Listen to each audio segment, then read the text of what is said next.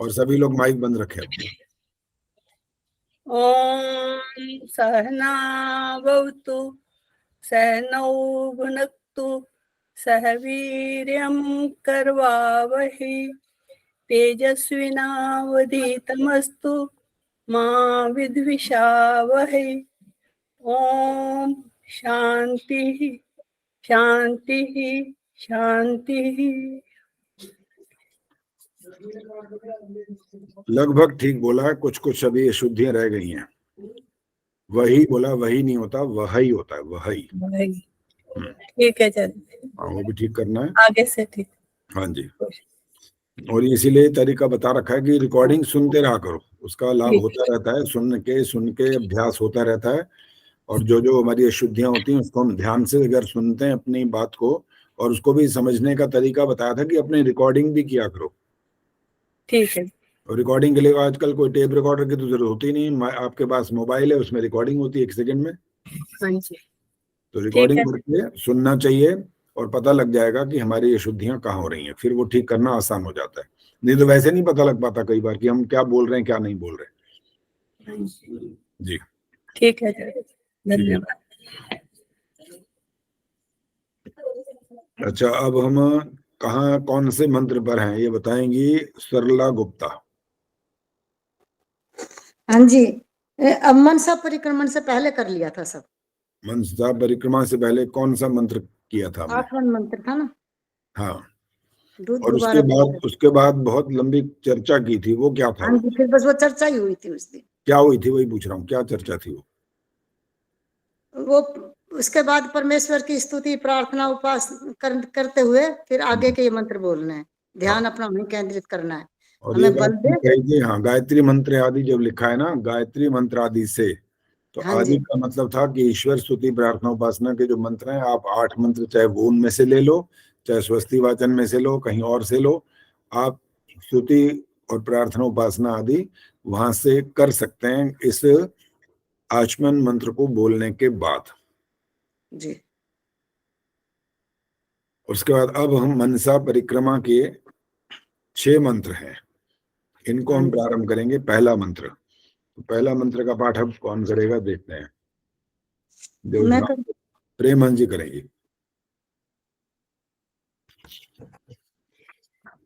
ओम प्राचीदिगग्निरधिपतिरसितो रक्षितादित्या ईशवः तेभ्यो नमोऽधिपतिभ्यो नमो रक्षितृभ्यो नमः ईशुभ्यो नमः तेभ्यो अस्तु योऽस्मान् द्वेष्टियं वयं द्विष्मस्तं भोजं भेदद्मः। ठीक है जी, बिल्कुल ठीक है, बहुत बढ़िया, धन्यवाद। जब हम यहाँ से प्रारंभ करते हैं, पहले तो इसका अर्थ भी समझना पड़ेगा कि मनसा परिक्रमा का मतलब क्या निकला। हाँ जी, कौन बताएगा? रेखा गर्ग। नमस्ते आचार्य जी। हाँ नमस्ते जी। मनसा परिक्रमा का क्या मतलब है? आचार्य जी, सारी दिशाओं की परिक्रमा करना। चलो सुशीला ढाका जी बोलो। आचार्य जी नमस्ते। नमस्ते जी। ईश्वर का मन से बार बार चिंतन करना। दोबारा बोलो, ये क्या है? ईश्वर का मन से बार बार चिंतन करना। प्रेमान जी बाबा बोलो। मनसा परिक्रमा का अर्थ है कि मन के द्वारा चित्त के शोधन की प्रक्रिया जो है उसको कहते हैं मनसा परिक्रमा। सभी दिशाओं में ध्यान करते हुए, मन के द्वारा सभी दिशाओं में ध्यान करते हुए चित्त के शोधन की जो प्रक्रिया है वो मनसा परिक्रमा है।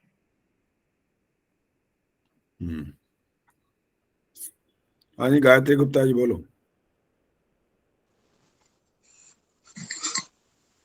अपने मन से चारों ओर ईश्वर को भीतर और बाहर जानकर आनंदित, उत्साही और निर्भय निशंक रहना और पुरुषार्थी होना।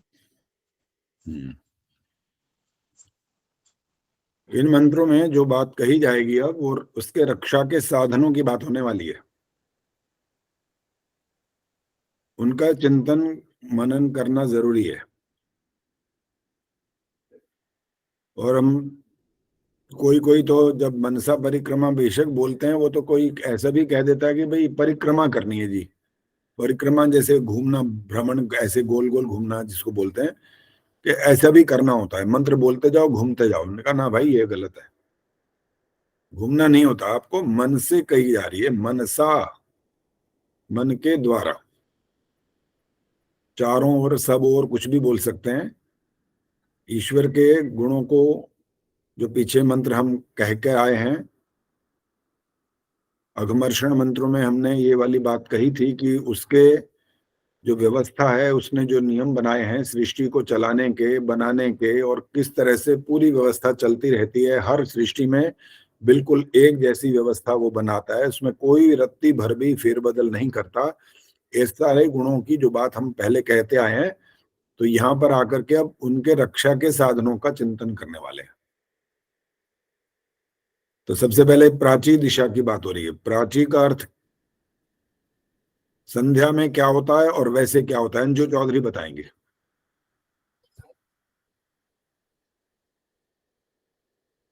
माइक ऑन करो।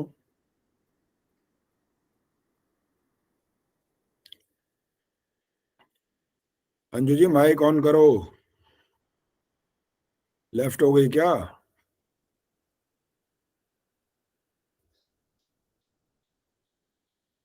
हाँ जी, राम अवतार जी। जी आचार्य जी।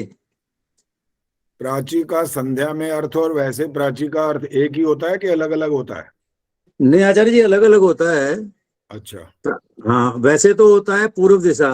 अच्छा। लेकिन संध्या में जिस ओर अपना मुख है उस ओर। हाँ बिल्कुल ठीक है। और जिस ओर अपना मुख कहने के बावजूद भी एक बात अभी रह जाती है यहाँ पर, उधर जिधर की हवा, जिधर की वायु चल रही हो। हाँ, जिधर से वायु आ रहा हो हाँ, उस तरफ मुख करके बैठना है संध्या में। और जब एक आप और चीज आचार्य जी, मैं कहूँ एक चीज। हाँ बोलो जी बोलो। हाँ, प्राची में हम ये अर्थ लेते हैं कि आंखें तो बंद हैं, लेकिन मन जो है वो आगे की ओर सोच रहा है। ये इसका अर्थ लेते हैं कि मन जो है आगे की ओर सोच रहा है, और जिससे कि हमें कोई भय ना हो, इतना आगे की ओर सोचना। चलो खैर, व्याख्याएं सब लोग करते रहते हैं अपने अपने ढंग से। तो आगे की ओर सोचने में जो विशेष क्या बात आ रही है कि जिसको हम भय की बात कह रहे हैं, भय ना हो ये कह रहे हैं, जिसमें आगे कोई भय ना हो ऐसा सोचना, यानी मन जो है वो ऐसा आगे की ओर सोचता है। तो यहाँ प्राची का प्राची जो है मन की दशा है, प्राची मन की दशा है जो आगे की ओर बढ़ने की सोच रही है। चलिए आगे चलिए। प्राची का अर्थ जैसे बात हो गई, जिस ओर मुख करके उपासक उपासना कर रहा है उस दिशा की ओर हमारा ध्यान बताने के लिए कि ये प्राची दिशा है। और यज्ञ में जब बैठते हैं प्रातःकाल या सायंकाल, उस समय प्राची अर्थात जिसको पूर्व दिशा जब बोलते हैं, सूर्य की ओर मुख करके यजमान को बैठाया जाता है। आचार्य जी नमस्ते। हाँ जी नमस्ते जी। तो आचार्य जी शाम को भी पूर्व की ओर ही मुंह करके बैठेंगे या पश्चिम की ओर? कब? सायंकाल को? जी। पूर्व की ओर। और संध्या करें तो भी पूर्व की ओर ही मुंह करके? अभी संध्या की यही तो बात हुई है कि वहां पूर्व का कोई संबंध नहीं है, जिधर से वायु आ रहा हो वो प्राची दिशा बनती है तब। आचार्य जी वायु का तो पता करना बहुत मुश्किल है, वायु का कहाँ पता चलता है? वो तो वैसे भी आप बाकी प्रक्रियाएं भी तो ना के बराबर ही करते हैं या करते ही नहीं है। प्राणायाम कौन करता है या कौन नहीं करता, सारी बात उस पर भी निर्भर करती है। आचमन भी कोई लोग नहीं करते, सिर्फ ऐसी संध्या के मंत्रों का पाठ करते हैं, अर्थ भी कोई नहीं बोलता, कोई न समझता है, बस करते जाते हैं। जब इतना सब कुछ करते जाते हैं तो फिर इसमें कौन सी बड़ी बात रहेगी कि प्राची का हमें पता ही नहीं लग पा रहा ये हवा इधर से आ रही है कि उधर से आ रही है। और अपने कमरे के अंदर बैठे हो तब वहां तो वैसे ही नहीं पता लगनी। जी आचार्य जी। हाँ तो ऊपर से आएगी, पंखा चलाओगे तो ऊपर से हवा आएगी, तब तो ऊपर की ओर मुख करके थोड़ी बैठेंगे।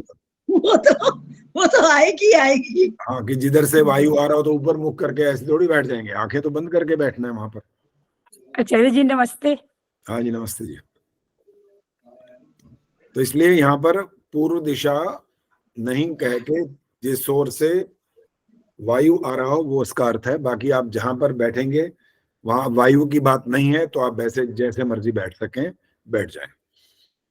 नहीं, मैं पश्चिम की ओर, शाम को मैं पश्चिम की ओर मुंह करके बैठती हूँ, सुबह पूर्व की ओर मुंह करके बैठती हूँ। किस तो में क्या किस में हवन में, संध्या में, किस में? संध्या में। संध्या में पश्चिम में क्यों कर लेते हो, क्या कारण है? हाँ, मुझे ये लगा कि शायद सूर्य पश्चिम दिशा की ओर चले गए तो पश्चिम की ओर मुंह करना चाहिए। इसका सूर्य से संबंध है ही नहीं ना जी। इसलिए वो दिशाएं जो आप अपने हिसाब से सोच रहे हो उसका संबंध उससे नहीं है, तो वो बात तो समाप्त हो गई। ठीक है, फिर तो पूर्व की ओर ही मुंह करके करा करेंगे। हाँ, पूर्व की ओर बैठ जाओ जी। अग्नि अधिपति, इसके बाद आगे का शब्द है। अग्नि का बहुत सारे अर्थ होते हैं। ज्ञान स्वरूप ईश्वर जो है उसकी बात हो रही है। प्रकाश स्वरूप, अधिपति का मतलब होता है स्वामी। वो है स्वामी कहाँ का? ये जो पूर्व दिशा की बात कर रहे हैं, जिस ओर मुख करके हम बात कर रहे हैं, हम हर दिशा की बात करने वाले हैं, तो अलग अलग ईश्वर के गुणों की बात होती जाएगी। अब यहाँ पर क्या कहा? अग्नि ही अधिपति। अग्नि का अर्थ क्या हुआ? ज्ञान स्वरूप, प्रकाश स्वरूप, वो परमात्मा। अधिपति अर्थात इसका जो स्वामी है। इसके बाद बनेगा असितः रक्षिता। असिता का अर्थ होता है बंधन रहित, और अज्ञान जन्य बंधनों से रहित वह परमात्मा जो है। बंधन रहित है तो सीधी सी बात है, उसमें तो कोई बंधन होता नहीं। हमारे ऊपर बंधन लगते हैं क्योंकि हम कर्म ऐसे करते हैं। शुभ करेंगे तो आचार्य जी प्लीज एक बार वापस, वो मेरे लाइट चली गई अभी, थोड़ा तो बाहर लेके आई हूँ, तो एक बार प्लीज वापस थोड़ा। असिता माने बंधन रहित, ईश्वर की बात हो रही है। और ईश्वर के बंधन रहित की बात जो हम कर रहे हैं, और हमारे लिए आत्मा के लिए कहा जाएगा हम बंधन सहित होते हैं। कारण चाहे शुभ कर्म हो चाहे अशुभ कर्म हो, बंधन तो बन जाता है हमारा। एक कारण होता है जब बंधन में हम नहीं बंधते, वो आपको बताना है। हाथ खड़ा कर सकते हो।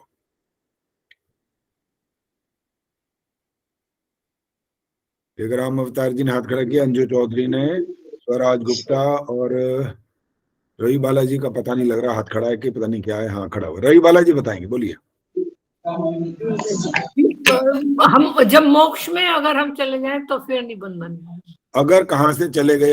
अभी तो अगर की बात नहीं हो सकती ना। मोक्ष में कहाँ गए अभी? वहां से उससे पहले की बात हो रही है अभी तो। अच्छा, उससे पहले। चलो जी, स्वराज गुप्ता जी बोलो। जी, ये सन्यास में जाने पर सन्यास आश्रम ले लिया जैसे? कोई आवश्यक नहीं है। हाँ जी, राम अवतार जी बात बोलो।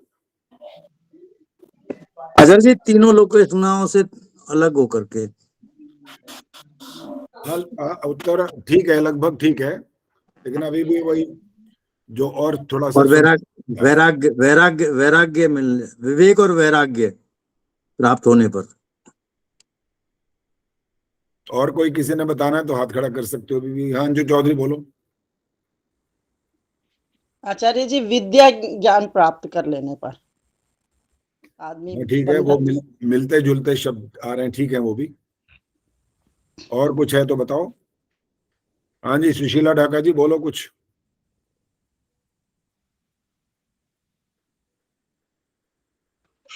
आचार्य जी मुझे पता नहीं है इसके बारे में।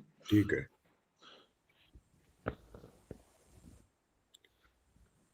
जब आप कर्म के फल की इच्छा से अपने आप को रोक दें,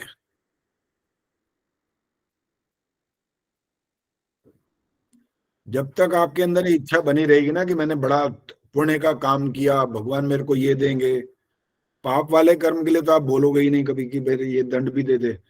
वो दो बोलो या ना बोलो, वो तो मिलेगा ही मिलेगा।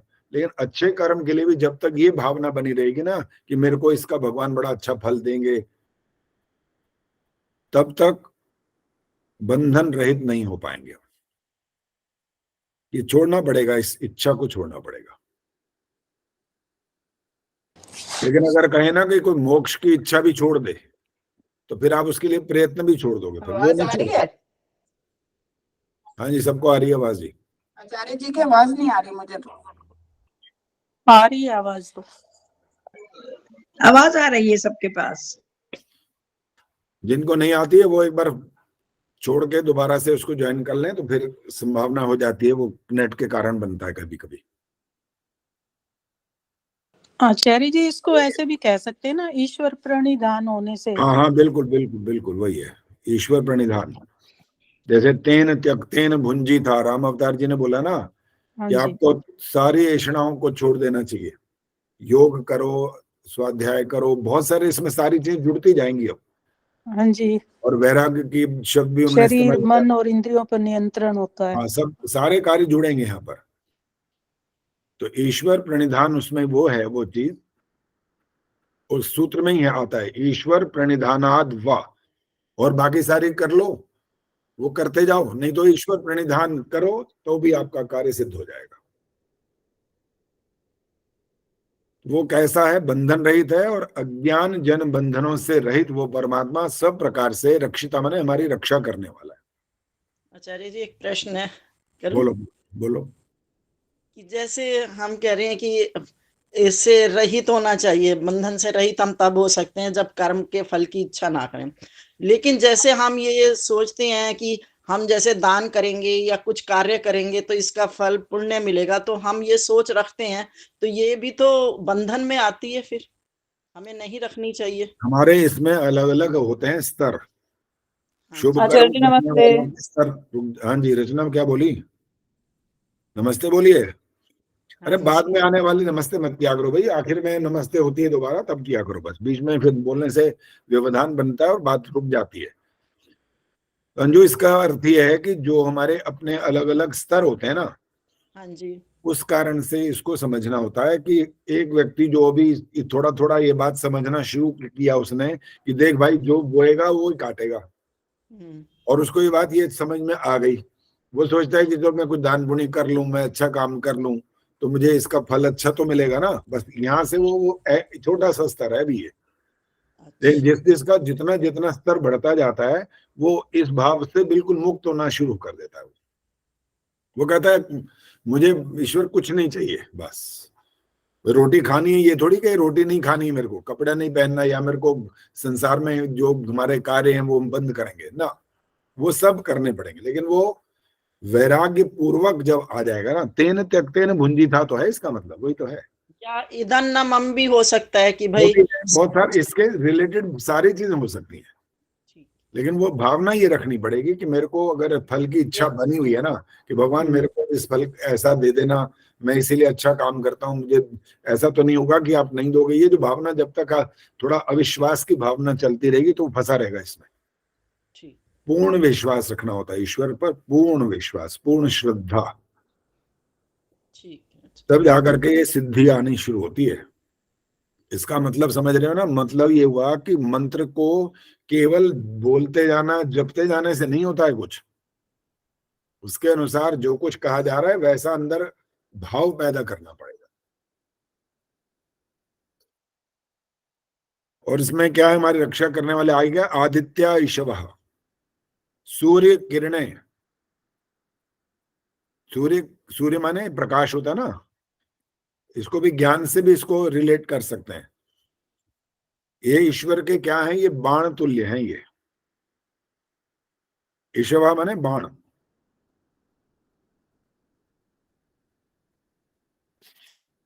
ईश्वर की ये जो शक्तियां हैं, सूर्य की किरणें या ज्ञान की किरणें, ये बाण के समान है, बाण तुल्य है। और बाण के समान होने पर ये क्या काम करेंगी? ज्ञान की बात करेंगे तो अज्ञान अंधकार के नाशक हैं ये।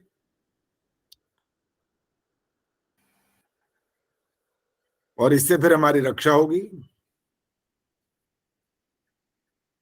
जो बच्चा परीक्षा देने चला तो गया, उसने मेहनत नहीं करी है, तो उसका तो उद्धार होने नहीं है। ज्ञान नहीं है ना, अज्ञान है वहां पर। तो ईश्वर की जो शक्तियां हैं, ज्ञान रूपी जो है, वो अज्ञान अंधकार की नाशक है और हमारी रक्षा की वो साधन बन जाती हैं। फिर प्रेम जी कुछ बोलना था आपको? मुझे तो यही कहना है कि मतलब ईशवा का अर्थ ये हुआ कि ऐसा बाण जो दोषों को नष्ट करता है। अज्ञान अंधकार, ठीक है, दोष है। आगे है तेभ्यो नमो। उन ईश्वर के जितने गुण हैं उनको हम नमस्कार करते हैं। फिर अधिपतिभ्यो नमो।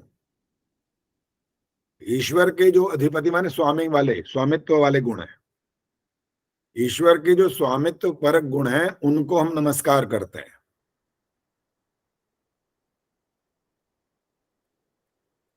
फिर आएगा रक्षितृभ्यो नमः। ईश्वर के रक्षक जो गुण हैं उनको हम नमस्कार करते हैं।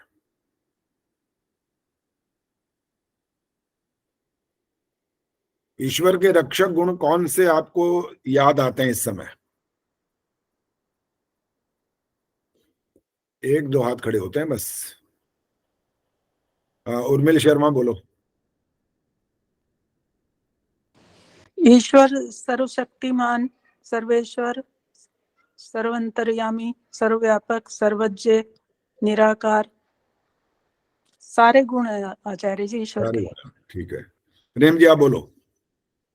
ईश्वर के समस्त सगुण व निर्गुण जो हैं, जो हम दूसरे नियम में आर्य समाज के बोलते हैं, तो सगुण या निर्गुण जितने भी हैं गुण, वो सभी को नमन करते हैं। जैसे 13 गुण तो हैं उनके सगुण, निर्गुण, और 13 सगुण और 9 निर्गुण, हम ऐसा गिनते हैं। तो उन सभी का ध्यान करते हुए हम नमन करते हैं। और सरलता की ओर आए तब क्या कहोगे? कि उनका ध्यान करते हैं और उनका मनन करते हुए अंदर धारने का प्रयास। वो गुणों की बात हो चुकी है कि आपने कहा ये 13 सगुण है, 11 वो 9 निर्गुण है, इनका ध्यान करते हुए। मैं कह रहा हूँ इस बात को और सरल ढंग से कैसे बताएंगे? बच्चों को कुछ समझाना चाहते हो कि ईश्वर अपने इन गुणों के कारण, जो रक्षा के उसके गुण है, वो हमारे को जो रक्षा करता है उसके गुणों को हम नमस्कार करते हैं। तो क्या अर्थ निकलेगा? नमस्कार तो उनको धारण करें, जैसे कि ज्ञान की शक्ति है, भुजाओं का बल है, इन सब चीजों का, हृदय में प्रेम हो, ये सब जो गुण है इनको हम इनकी ओर समर्पित हों, अपने आप को इनकी ओर लगाएं। ये कर सकते हैं, मनन करते हुए अपने में ये गुणों को बढ़ाएं। ठीक है, गीता तिवारी आपने बोलना है कुछ? जल्दी हो कहीं और। गीता तिवारी को बोला वो तो पहुंचना। बोलो, सुन रहे हो? नहीं आचार्य सुन रही हूँ। सुन रहे हो, अच्छा ठीक है जी। इंदिरा टांगरी जी क्या कहना है?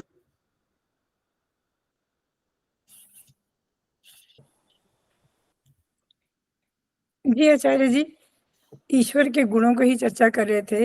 हाँ हाँ, वो न्यायकारी है, दयालु है और सर्वरक्षक है, तो सर्वव्यापक है, अनादि है, अनंत है। तो ये सब जब हम गुणों का ध्यान करते हैं तो वही भावनाएं हमारे अंदर आती हैं और हमें उत्साहित करती हैं कि हम भी अपने आप में से जितनी भी बुराइयां हैं उनको दूर करें। तो इस तरह से हम ये सारे जो गुण हैं ये हमारी रक्षा करते हैं कि हम बुरे रास्ते पे नहीं जाएं, गलत काम ना करें, अच्छे काम करें। ठीक है। रक्षितृभ्यो नमः। ईश्वर के रक्षक गुणों को हम नमस्कार करते हैं। ईशुभ्यो नमः एभ्यो अस्तु। श्रेष्ठों की रक्षा और पापियों के पीड़ा साधक बाण तुल्य जो उपाय है, हम उनको नमस्कार करते हैं।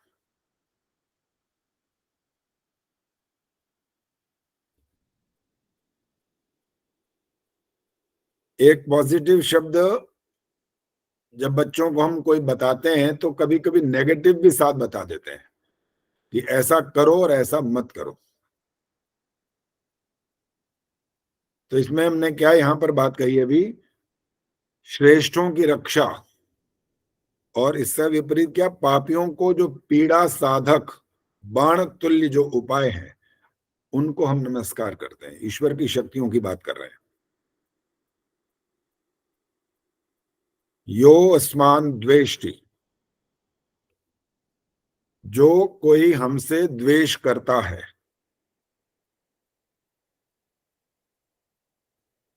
यम वयम द्विष्मः, और हम जिससे द्वेष करते हैं।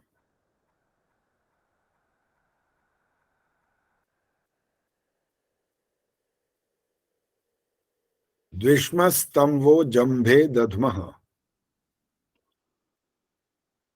उस व्यक्ति या द्वेष भाव को, जंभ क्या बोलते हैं, वैसे तो जबड़ा होता है यहां, मुख, मुख भी कहते हैं। सही अर्थ इसका ईश्वर की न्याय व्यवस्था में, ईश्वर कोई मुंह थोड़ी ऐसे बना लेता है, खोल लेता और दबा देता है, ऐसा नहीं है। न्याय व्यवस्था है इसका नाम। जो हमसे द्वेष करते हैं या जिससे हम द्वेष करते हैं, दोनों के जो नियम है ईश्वर के ऊपर आधारित है सारी बात। ईश्वर की न्याय व्यवस्था में वहां पर बात चली जाती है।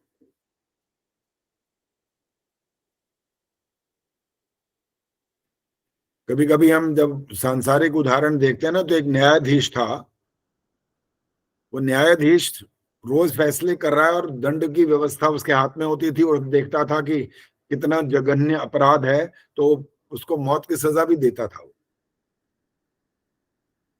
एक दिन एक ऐसा सामने आया, सारी बात जब उसने सुन ली, और आज वो कह रहा है कि भाई मौत की सजा देना बड़ा ठीक नहीं है ये काम, क्योंकि जिसने गलती कर ली, चलो वो तो गलती हो गई ना, अब वो तो वापस हो नहीं सकती है, इसलिए इसकी सजा मौत की सजा नहीं होनी चाहिए। जीवन का पता नहीं बार बार मिलता नहीं है, तो ये बड़ा भारी गलत हो जाएगा, इसलिए मौत की सजा नहीं दी जाएगी। आज सजा दी जाएगी 10 साल का कारावास। आपको पता है ये आज निर्णय क्यों बदला है? ये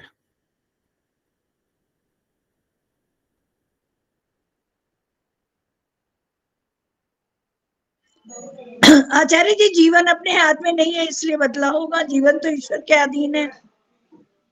ऐसा केवल ऐसी बात नहीं है। जो आत्महत्या करते हैं वो क्या होता है, उनके हाथ में नहीं होता वो। हाँ जी, रवि वाला जी बोलो। आज उसने नियम, एक दो बार निर्णय गलत दे दिया गया था, जो अपराधी नहीं था उसको भी मृत्यु दंड दे दिया गया, इसीलिए ये फिर नियम बदला। नहीं, इसमें ऐसी कोई बात नहीं, अपराधी ही था, उसको मृत्यु दंड भी दिया गया, और गलत भी नहीं दिया गया, ठीक दिया गया, क्योंकि मृत्यु दंड दिया जाता है, नियम है जी, वेदों का ही नियम है। हमने बताया था ना, जो दान नहीं करता और बहुत धन वाला हो, उसको पत्थर बांध करके समुद्र में डुबो दो, वो अहिंसा होती है। तो मृत्यु दंड देना कोई गलत नहीं होता, लेकिन उसने आज नियम क्यों बदल डाला, क्या बात हो गई आज? आज गीता बोलो, गीता तिवारी ने हाथ खड़ा किया, बोलो। अपने प्रायश्चित करने के लिए, सुधरने के लिए, कि आगे से वो जो गलती की है वैसे नहीं की जाएगी। वो कोई गलती नहीं की उसने, कोई प्रायश्चित नहीं है, कोई प्रायश्चित नहीं है। लेकिन आज उसने नियम बदल दिया, कहता है इसको 10 साल की कारावास सजा देंगे। आज मृत्यु, हाँ राम अवतार जी बोलो। आचार्य जी, कोई दबाव आया होगा या कोई रिश्वत वगैरह पैसे वैसे लिए होंगे? दबाव और रिश्वत भी नहीं है। नियम तो तभी बदल सकता है। नहीं, तभी का मतलब तो है कि इसके अलावा कुछ होता ही नहीं है, ऐसा नहीं है। हाँ जी बोलो, कौन बोल? कोई अपना प्रिय होगा जिसको नहीं देना चाहते होंगे। बस ये प्रेम हंस जी पहुंची है उस जगह पर, बिल्कुल ठीक पहुंचा। उनका बेटा खड़ा था सामने, मैंने कहा ना कोई अपना होगा ना उसका, बिल्कुल वहां पर नियम टूट गया आज, क्योंकि आज उसको समझ आ रही है कि मेरा बेटा चला जाएगा।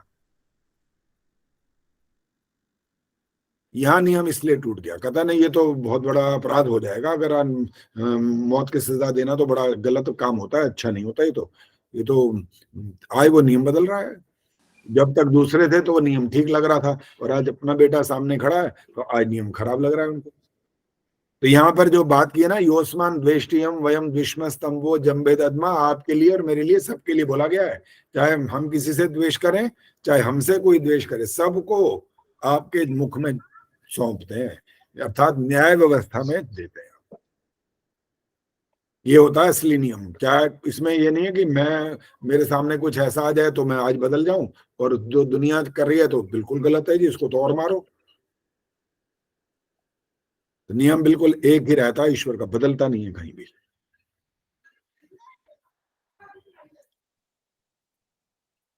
तो ये तो फिर आचार्य जी गलत हो गया ना कि नियम बदल दिया अपने को देखकर। तो किसी ये तो अपने इंसान की बात हो रही है ना, इंसान तो कुछ भी करता है।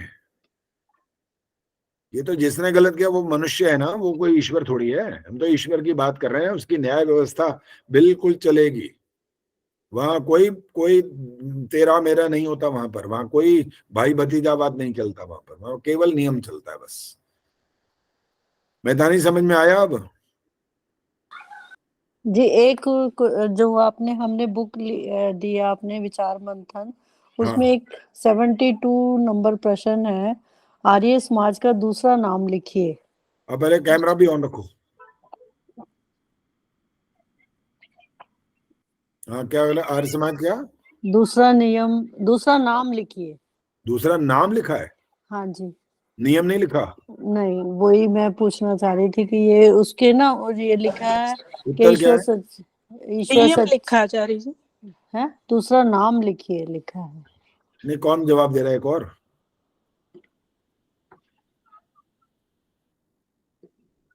अरे और कौन बोला था अभी? बताओ ना क्या चीज है आचार्य उसमें। जी मैं बोली थी आचार्य जी, नियम लिखा है। तो ये नाम क्यों पढ़ रही है वहाँ? भाई यहाँ जी? तो मेरी बुक में तो आर्य समाज का दूसरा नाम लिखिए, नाम ही लिखा है जी। अच्छा जी, नाम ही लिखा है। अच्छा, नाम नाम लिखा लिखा है। अच्छा, उत्तर वो वही है, होगा। दूसरा नियम जो है। अच्छा, है दूसरा नियम, उत्तर में नियम लिखा हुआ है। जी जी। अच्छा, हाँ, वो नाम गलत छप गया होगा सर। अच्छा, मुझे यही शंका थी कि नियम नाम नहीं लिखना है, चाहिए कि वो तो नाम। हाँ नियम ही होना चाहिए, वो नाम गलत छप गया होगा। ठीक। चलिए जी, अब अगला मंत्र का हम आगे बढ़ रहे हैं। इसमें यह वाली बात स्पष्ट हो गई आपको, चाहे हम हो चाहे कोई और हो, जिसका भी द्वेष का भाव होगा वो सारे के सारे ईश्वर के ऊपर आएगी बात। वो व्यवस्था करेगा दंड की, हम नहीं करेंगे। हम अगर बहुत ज्यादा ऐसे बन गए स्वामी दयानंद जैसे, इतनी हमारे अंदर सहन शक्ति आ गई, तो हम उसको बिल्कुल मुंह में मार भी रहा होगा तो भी हम कहेंगे ये लो जाओ, तुम्हारा भी कल्याण होगा। ऐसे भी बन सकते हैं।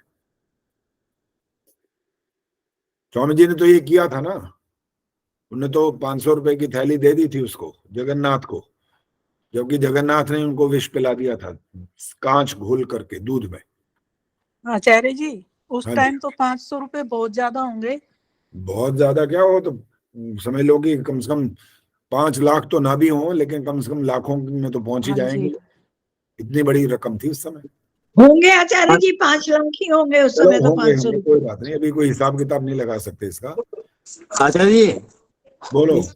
उस समय तो कोई भी नहीं था वहां पास में, कैसे पता चला कि उन्होंने पैसे दिए थे?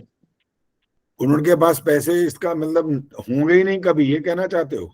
नहीं, मैं ये कहना चाहता हूँ कि वो दोनों जने थे। हाँ। एक स्वामी जी थे और एक जगन्नाथ था। यदि तीसरा होता तो जगन्नाथ को जाने नहीं देता। हाँ। इसका मतलब वो दोनों जने थे, तो किसी ने देखा नहीं उनको पैसे। आप पैसे की बात करना चाहते हो मुख्य रूप से, पैसे कहाँ से आ गए? नहीं, पैसे दिए ये किसने देखा? अच्छा, ये किसने देखा? हाँ। वो जिसने लिए भाई साहब उसी ने बताया होगा। जगन्नाथ ने बता दिया। दयानंद जी ने दिए पैसे। जगन्नाथ तो भाग गया था, बताता तो मार देते लोग उसको। नहीं, उसका प्रायश्चित हुआ है, उसका पता है आपको? उसने आचार्य जी प्रायश्चित वो किया। बाद में आया था, और वो कहते हैं ऐसा कि वो खुद आया था जगन्नाथ, उसने बताया है, और वो जो जिसके सर पटक पटक के वो खुद ही मर गया था, उसने अपनी हत्या कर ली थी, ऐसे इसका बताते हैं। हमने प्रायश्चित के बारे में सुना हुआ है, वही बताएगा आखिर। और जब और कोई है नहीं तो कौन बताएगा? नहीं तो, और या फिर ये स्वामी स्टोरी दयानंद तो हमने बता भी सकते सुनी। हैं, जिसने दिया है वो तो बता सकते थे, राम अवतार जी। वो तो आचार्य जी बताते तो फिर उसको भगाते क्यों? उन्होंने तो बताना ही नहीं था ना जी, लोग ढूंढ लेते, उनको मार देते उसको ढूंढ के। जो भगा दिया इधर, कहाँ से वो किधर कहाँ चला गया वो खुद भी नहीं जान सकते थे वो तो। फिर खैर कुछ नहीं होता, ज्यादा चर्चा की कोई आवश्यकता नहीं इस पे। वो व्यवस्था ये है कि अब हमने जो देखा तो आप में से किसी ने ना मैंने देखा है, जो कुछ हमने सुन रखा है, जो पुस्तकों में पढ़ रखा है, वही हम बात कर सकते हैं। इसके अतिरिक्त तो और बात नहीं कर सकते इस विषय में। चलिए अब आगे चल रहे हैं। हाँ जी बोलो। वो तो पहले ही चला गया था ना, बताया तो स्वामी जी ने तो बाद में प्राण अपने त्यागे है ना। हाँ हाँ, उन्होंने बता दिया होगा, तब तक तो वो निकल चुका था काफी आगे। हाँ जी बिल्कुल। चलिए जी अगला मंत्र पाठ कौन करेगा? देख रहे हैं हाथ खड़ा करें। दमयंती गुप्ता जी बोलिए। नमस्ते आचार्य जी। नमस्ते जी। ओम दक्षिणादिगिन्द्रोऽधिपतिस्थिरश्चिराजी रक्षिता पितर ईशवः तेभ्यो नमोऽधिपतिभ्यो नमो रक्षितृभ्यो नमो ईशुभ्यो नमो एभ्यो अस्तु। योऽस्मान् द्वेष्टियं वयं विष्मस्तं वोजम्भे दद्मः। ठीक है जी, बहुत अच्छा। अब यहाँ पर दक्षिणा दिशा की बात हो रही है। दक्षिण दिशा, यज्ञ में दक्षिण दिशा, पूर्व तो सामने हो गई, पश्चिम इधर हो गई, बाईं ओर हुई, और जो दाईं ओर दक्षिण दिशा। लेकिन यहाँ पर मुख जिस ओर है उसी हिसाब से, अर्थात उसके दाहिनी ओर, जिधर वो मुख करके बैठा है जो साधक है, उसके दाईं ओर की जो दिशा है वहां पर कौन है? इंद्र अधिपति। इंद्र माने जो ऐश्वर्यशाली है, परमेश्वर, ऐश्वर्य युक्त ऐश्वर्यशाली परमेश्वर ही उसका स्वामी है। इस दिशा की बात हो रही है, दक्षिण दिशा की बात हो रही है। आगे एक शब्द आ रहा है तिरश्चिराजी। इसका अर्थ होता है तिर्यक योनि के प्राणियों, जैसे कीट पतंग, सर्प, वृश्चिक आदि की। राजी माने पंक्ति।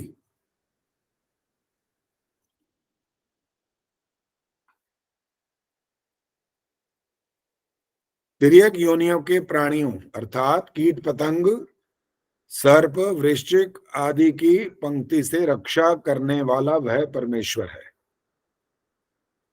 इनके द्वारा का क्या अर्थ निकलेगा?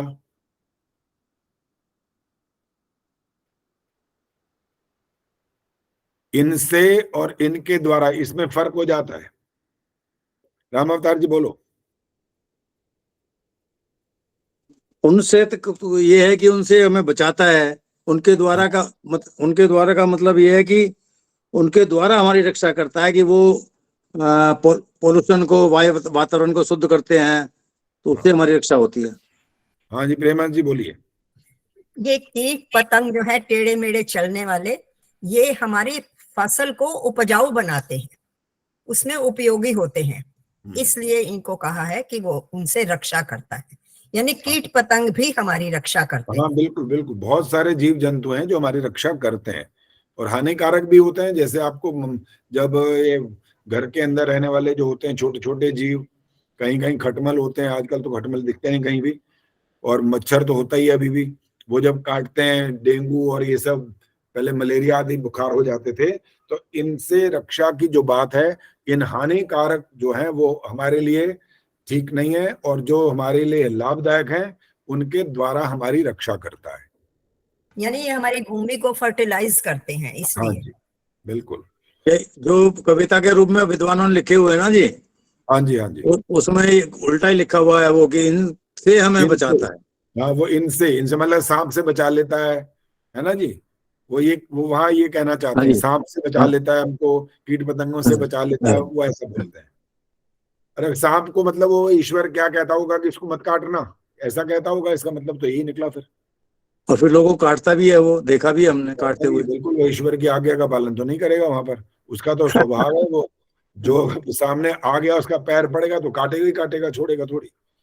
कई बार जब खतरा महसूस होता है तो ये तो काट लेता है, जबकि हमने भी अपने जीवन में देखे हैं सांप बिल्कुल सामने चलते फिरते ऐसे वैसे। जब बाढ़ आई थी तो हमने बाकायदा देखा और मैंने तो मार डाला था उसको, क्योंकि भाई अब लेगा तो हम मर जाएंगे, तो अपने रक्षा करनी हमारा धर्म था। वहां पर क्या करते, हमारे समाज में रोज कविता के रूप में अर्थ करते जी यही। हाँ, मैंने कहा तो मुझे जो है ना वो उल्टा सीधा बोलने लगे कि तो ज्यादा विद्वान है। हाँ हाँ बिल्कुल, वो बोलते ऐसे ही हैं, वो कहते हैं कि कोई ज्यादा समझाएगा तो उसको वो कुछ और अलग से शब्द बोल देते हैं। अब इसमें और विशेष बात जो आने वाली है वो ये है कि ईश्वर की रक्षा का तो तरीका है वो और कैसे होता है। इस शब्द से तिर्यक योनि की श्रृंखला के जो प्राणी हैं, इनकी योनि में जाने से भी हमारी रक्षा वही करता है। अर्थात आप अच्छे अच्छे कर्म करेंगे तो आपको वहां नहीं भेजेगा, ये मतलब। वो हमारी रक्षा कैसे करते हैं ये भी है, और ये भी बात सामने आ गई।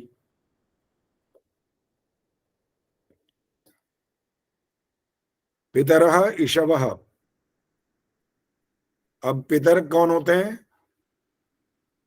आजकल तो जो चलते हैं श्राद्ध आदि, तो उसमें तो पितर उनको बोलते हैं वहां, और यहां पर पितर का अर्थ होता है जो ज्ञानी लोग हैं वो। हमारे बाप दादा की बात नहीं हो रही यहां पर कि बाप दादा बुजुर्ग जो चले गए वो पितर हैं। पितर का अर्थ है ज्ञानी, वो है बाण तुल्य। पितरः इषवः, बाण तुल्य कौन है? पितर। पितर माने विद्वान लोग, ज्ञानी लोग।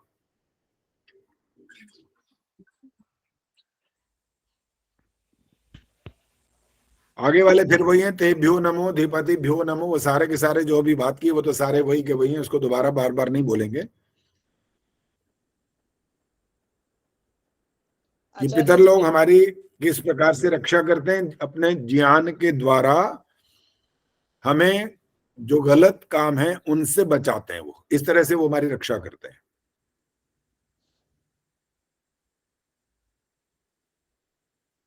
पहले के कहते हैं जो घर होते थे, घर तो होते थे कच्चे, और जो लोग थे वहां रहने वाले वो होते थे पक्के। अब उल्टा हो गया। अब घर तो हो गए पक्के और लोग हो गए कच्चे। वो लोग पक्के क्यों हो जाते थे? वो पक्के इसलिए होते थे कि उनके घर में विद्वान लोग आते रहते थे। आपके जब पंच महायज्ञ में अतिथि या जो होता है वो क्या है? इसी का तो स्वरूप है। वो घर में विद्वानों को बुलाएं, बड़ा अच्छा, ये आपका कर्तव्य है। और अगर न बुलाएं और वो अपने आप आ जाएं तो आपका कर्तव्य तब भी आपको पूरा करना है। लेकिन अब तो हर समाजों की हालत भी अच्छी नहीं है। वहां तो वो कोई वैसे ही पहुंच जाए तो पूछते हैं कैसे आए जी आप,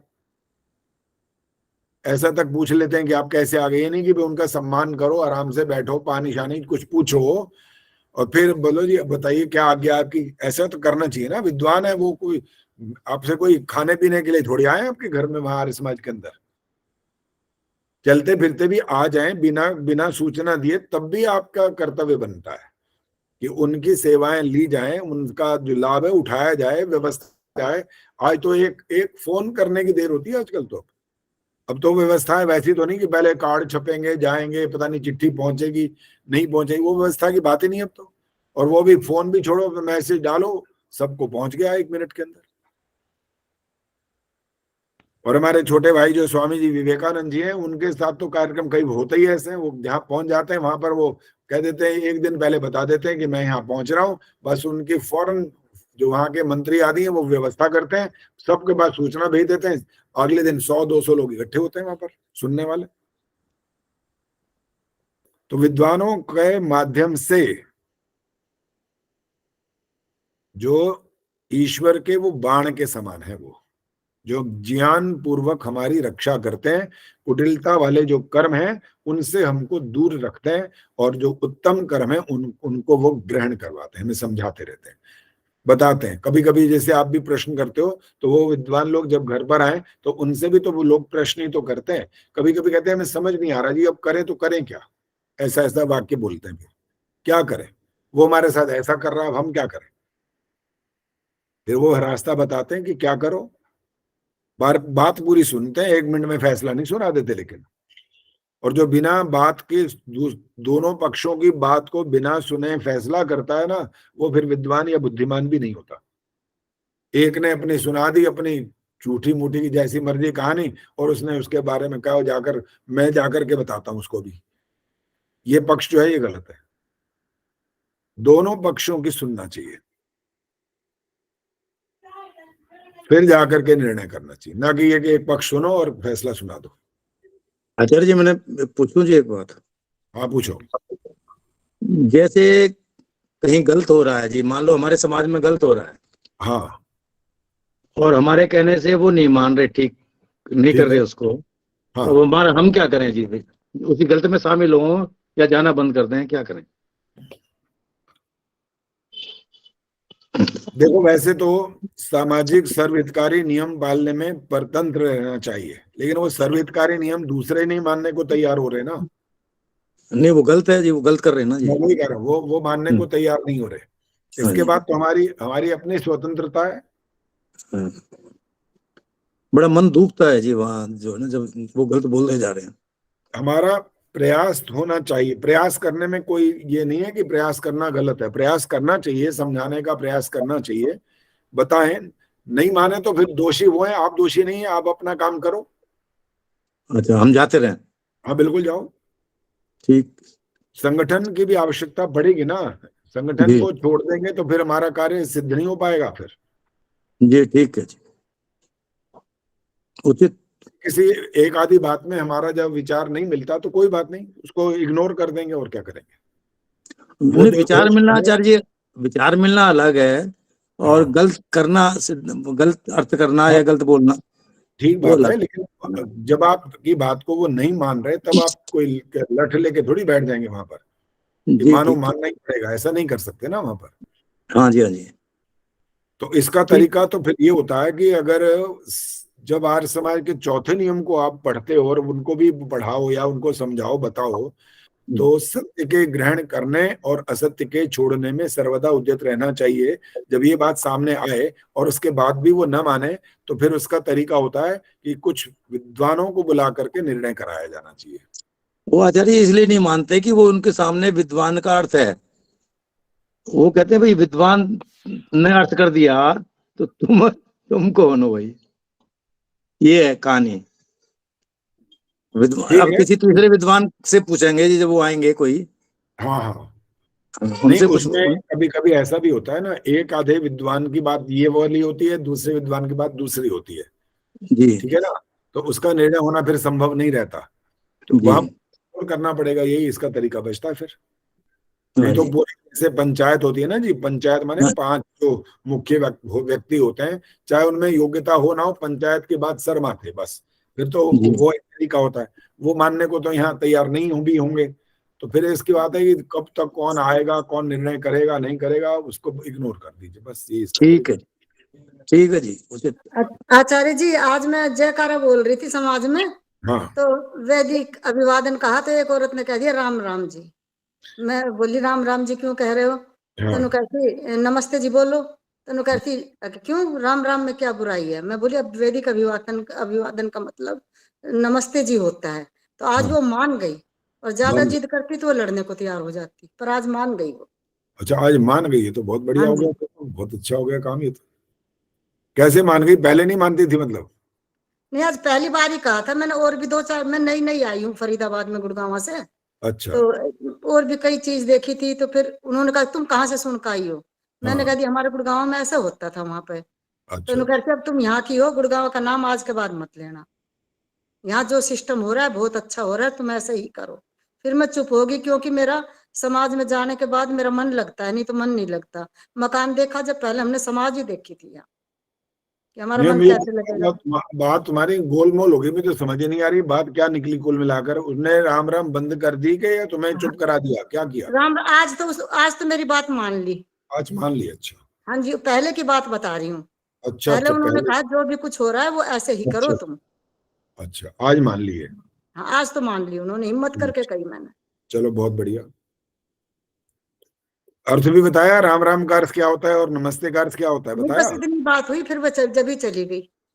अच्छा, वो और ज्यादा जल्दी उठ बात नहीं। जाती है, बस इतनी बात, ज्यादा बात नहीं हुई। वैदिक अभिवादन ये है हमारा, फिर बस इतनी बात हुई, फिर बोली ठीक है। अच्छा, अगर जैसे वो राम राम बोल रही हैं और आप हाँ नमस्ते जी, कह रहे हो, हाँ तो जी। आप उनको, मान लो ये नहीं है कोई और हो और वो अड़ जाए, मैं तो राम राम ही बोलूंगी, तब क्या करोगे। तो जी मैं कहूंगी राम राम से फायदा क्या है नाम लेने से बार बार। नमस्ते जी का मतलब तो कुछ होता है, अर्थ होता है नमस्ते जी का, तो ये नाम ही है बस। वो अब हम ये भी राम को अच्छा कहते हैं, मानते हैं, तो राम को अच्छा मानते हैं तो उनके गुण को मानो। वो कहेंगे हम गुड़ को मान तो रहे हैं, कोई उनको गाली थोड़ी निकाल रहे हैं, राम भगवान का नाम ही तो ले रहे हैं। आचार्य जी बस एक दो बार और कहूंगी, फिर मैं चुप हो जाऊंगी। मेरे पास तो यही साधन है। ये उनको अब आगे से अगर कोई स्थिति बने तो ये बताना कि जब आपस में एक दूसरे को मिल रहे हैं तो हाँ हमें जी, एक दूसरे का अभिवादन करना होता है, भगवान का नाम नहीं बोलना होता। वहां भगवान का नाम बोलने के स्थान अलग है। जी राम राम की बात के लिए गलत नहीं है कि राम राम गलत है, लेकिन जिस समय जो प्रसंग है उसके आधार पर बात होनी चाहिए ना। प्रसंग तो ये आप और मैं एक दूसरे का स्वागत करना चाहते हैं, अभिवादन करना चाहते हैं, तो वहां हाँ पर जी, शब्द क्या है उसका, वो शब्द बोलना पड़ेगा ना, कि हाँ जी, जिसका जो अर्थ भी सामने वही का वही आ जाए। हाँ राम जी, राम यही मैंने कहा था। नाम आपने लिया, हमें कोई आपत्ति नहीं, भगवान का नाम लेते रहो, लेकिन जहां लेने की जात है वहां लो। हाँ जी, और केवल नाम भी नहीं लेना, उसके गुणों को भी धारण करना होता है फिर।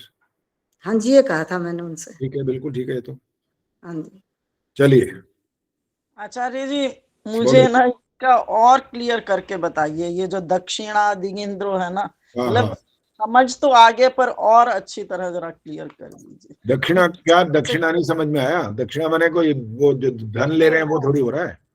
अर्थ समझ में आ गया, जैसे ये है ना कि हाँ उसका स्वामी इंद्र पूर्ण ऐश्वर्य वाला हाँ हाँ। कीट पतंगों से रक्षा करता है, तो इसको जरा और अच्छी तरह कि किस प्रकार से वो हमारी रक्षा करता है कीट पतंगों से, और किस प्रकार से वो जो है सृष्टि में ज्ञानियों वो तो आपने बताया कि जो अतिथि देवो भव हम यज्ञ करते हैं तो वो विद्वानों के द्वारा हमें ज्ञान प्राप्त होता है, तो उससे मतलब वो हमें तरीके बताते होंगे रक्षा करने के हाँ जी, इन हाँ। जीवों से। लेकिन ये वाला मुझे थोड़ा सा क्लियर नहीं हुआ है कि इन कीट प्राणियों, सुनो, इन प्राणियों की बात जो हो रही है, तिर्यक योनि के जो प्राणियों के द्वारा रक्षा हमारी करता है, इसका मतलब ये है, जैसे एक बहुत सरल शब्द में बोलता हूं, एक हम सांप की बात करते हैं, जहरीला सांप होता है।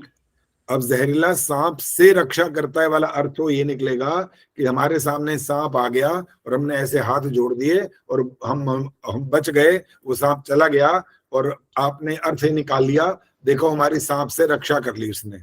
ये अर्थ नहीं है इसका।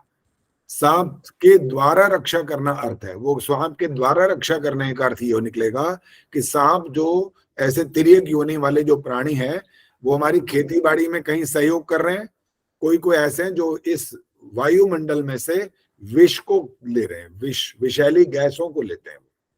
ठीक है।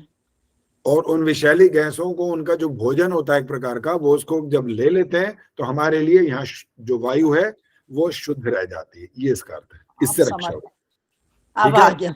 हाँ, कि मैं यही सोच रही थी कि किस प्रकार से रक्षा करता है भाई हमारे यहाँ, ये तो वो चीज मुझे अब समझ आ गई। उनके द्वारा, बस उनसे नहीं कि कोई कीड़ा काटने लगा था बस वो एकदम वो उड़ के चला गया, भगवान ने रक्षा कर ली, ये वाला अर्थ नहीं है। उनसे रक्षा नहीं है ये, उनके द्वारा का तरीका है, वो कैसे हमारा काम करते हैं। कितने सारे पशु पक्षी होते हैं, देखो बैल जो होता है वो कितने, आज तो चलो ट्रैक्टर आ गए, वरना बैल तो अभी भी है, नहीं कि खत्म हो गए, गाँव में अभी भी है। तो वो बैल कितनी रक्षा करता है, देखिए आपकी खेती बाड़ी में पूरा सहयोग वो करता है कि नहीं। आपको भोजन देने वाला वो है। द्विपदे चतुष्पदे आप मंत्र में यही तो बोलते हो, भोजन मंत्र में 2 पैर वाले और 4 प्राण वाले जितने भी हैं वो सबको आप वहां पर धन्यवाद के रूप में प्रस्तुत करते हो। पहले तो खेती उनके द्वारा की जाती थी। हाँ, अब खैर ट्रैक्टर वगैरह हो गए हैं। हाँ जी, हम गांव में रहते हैं तो वहां पे खेती उनके द्वारा ही की जाती है। हाँ जी। चलो जी, अगला मंत्र आप ही पाठ करो, बोलिए। आचार्य जी, बोलो जी, क्या कहना है। मैंने एक बुक में ये पढ़ा है इसका अर्थ कि इंद्रदेव आप सदैव हमारे दाईं तरफ व्याप्त रहकर हमारी रक्षा करते हो। आप हमको तिरछी चाल वाले जंतुओं, मनुष्यों वे हमारे विचारों से बचाइए। तिरक चाल वाले क्या? उनके तिरछी चाल वाले जंतु, हाँ मनुष्य और हमारे विचारों से बचाइए। उनसे बचाइए, ये कहना चाहते हो?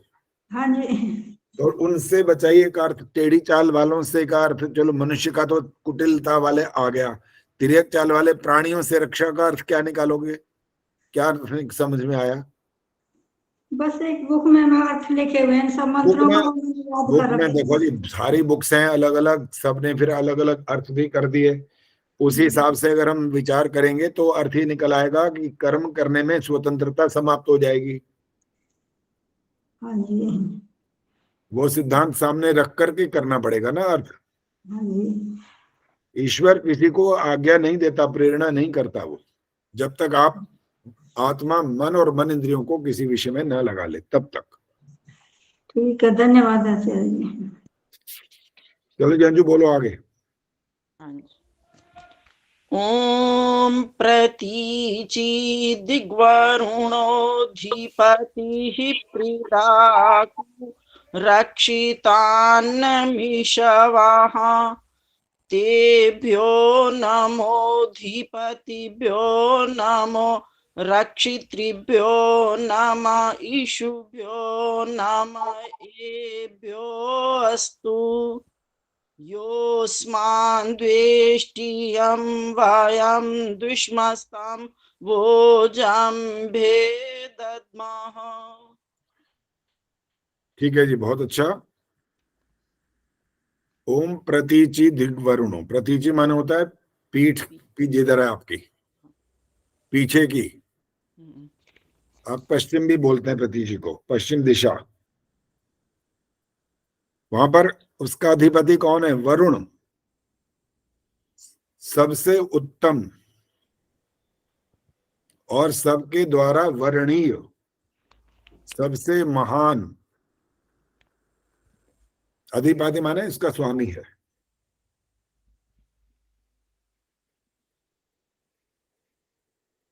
जो पीठ पीछे की दिशा है, पीछे की दिशा है अर्थात पश्चिम दिशा है, उसका स्वामी कौन है? सबसे उत्तम, सबके द्वारा वर्णीय और सबसे महान जो ईश्वर है वही उसका स्वामी है। अब आगे रक्षिता जो है प्रीडाकु बोला गया, प्रीडाकु विषधर या भयंकर ध्वनि करने वाले प्राणियों।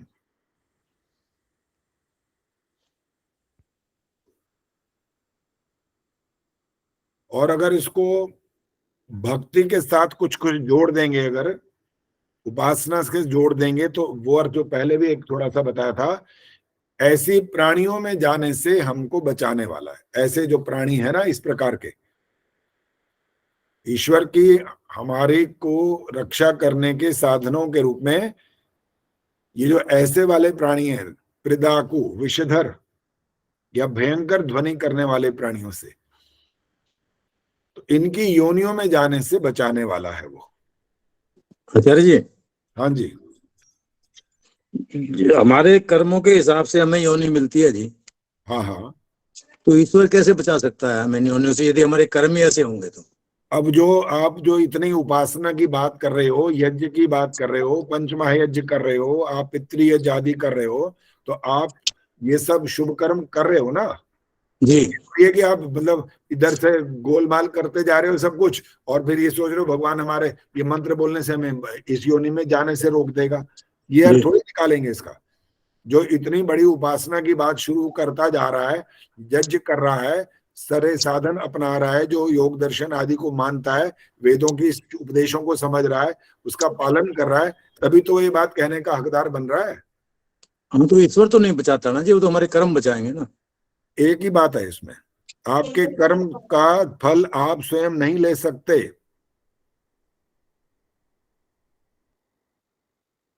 आचार्य बता हुआ है ना अपने नियम के से।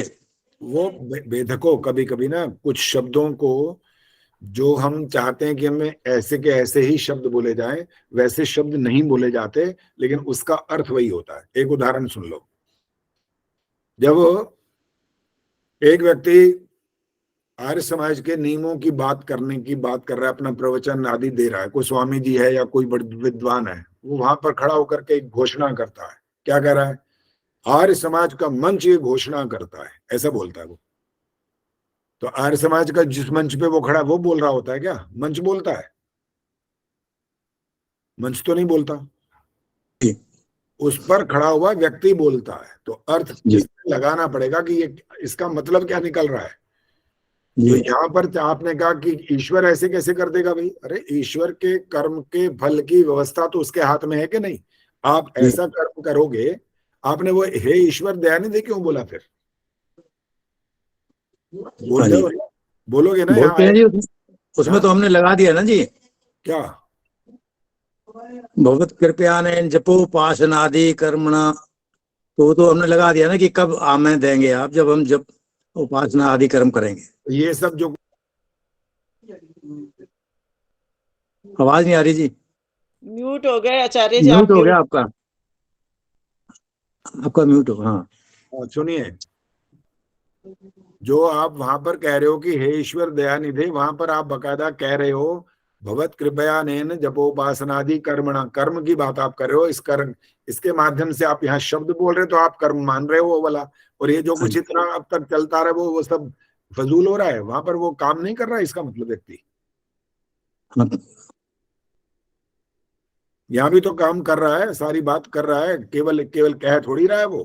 उन्हें प्राणायाम किया था, ठीक है, प्राणायाम किया उसने, आगे अघमर्षण मंत्रों का पाठ किया, उसके अर्थ के अनुसार विचार किया कि आपसे मेरे को सारी बातों को मैं अच्छे से समझ रहा हूं कि आप ही ऐसे हो जो संसार को इस तरह से बनाते हो। मैं आपके गुणों को स्मरण करता जा रहा हूं, और मैं अब इन दिशाओं के माध्यम से आपको स्मरण कर रहा हूं, आपके रक्षा के साधनों को प्रणाम कर रहा हूं, आपकी शक्तियों को प्रणाम कर रहा हूं। तो इसमें कोई गलत नहीं है, ये वाली बात बिल्कुल ठीक है। ठीक है सर जी।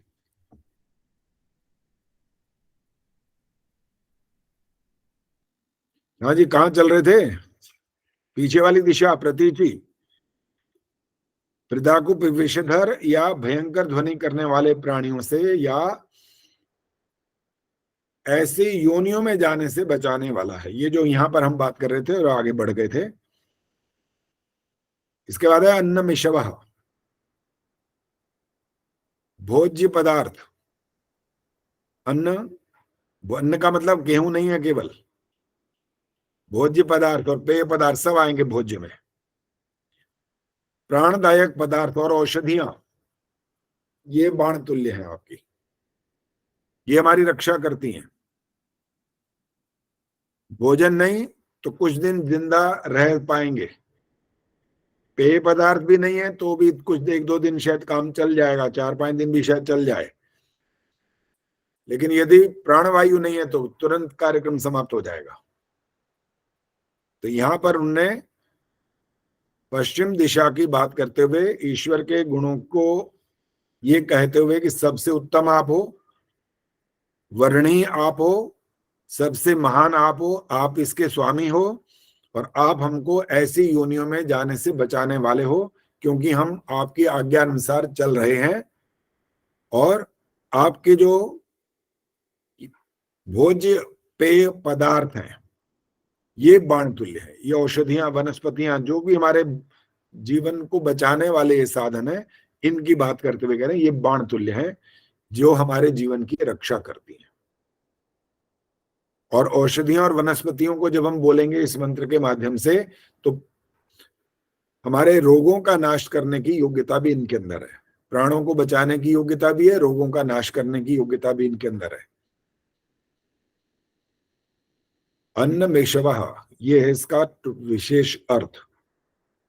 भोज्य पदार्थ, पेय पदार्थ, प्राणदायक सारे जो पदार्थ हैं, औषधियां बाण के तुल्य हैं, हमारे जीवन की रक्षा करती हैं और हमारे रोगों का नाश करती हैं। ये ईश्वर के बाण तुल्य हैं।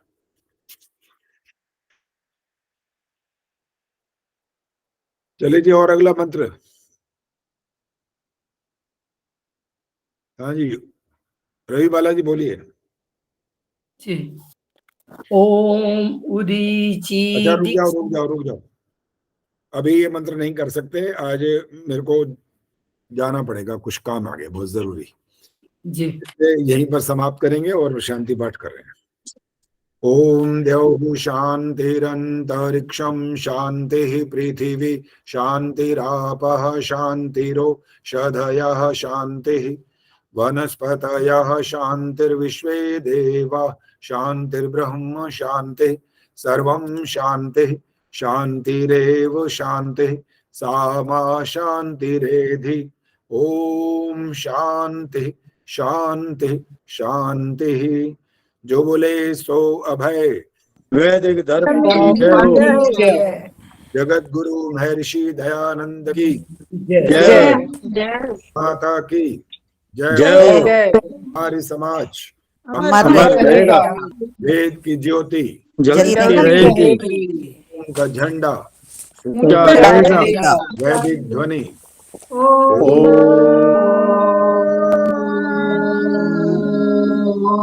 वैदिक अभिवादन। सभी को सादर नमस्ते जी। अच्छा नमस्ते जी।